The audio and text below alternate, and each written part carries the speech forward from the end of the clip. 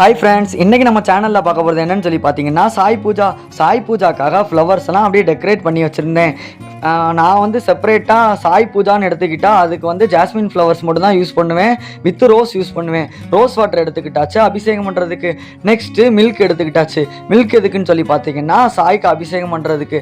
அதுக்கப்புறம் சாய்க்காக வாங்கினா new dress க்யூட்டாக இருக்குல்ல.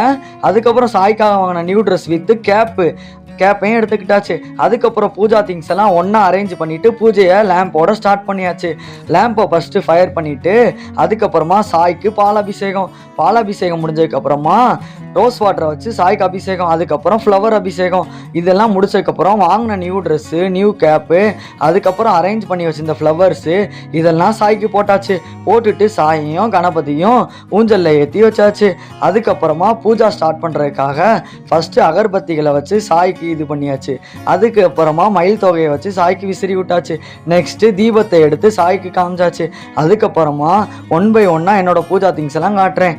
சாய்க்கு பிடிச்ச பிஸ்கட்டு, அதுக்கப்புறமா சாய்க்கு பிடிச்ச கோமதி சக்கரா பூஜாக்காக, அதுக்கப்புறம் பனானா, இப்படின்னு எல்லா திங்ஸையும் எடுத்துக்கிட்டாச்சு லைன் பை லைனா. அதுக்கப்புறமா பஞ்சாமிர்தம். என்னோட ஃபேவரட் கார்டு சாய் தான். பிடிச்சிருந்தா லைக் பண்ணுங்கள், கமெண்ட் பண்ணுங்கள். தேங்க்யூ.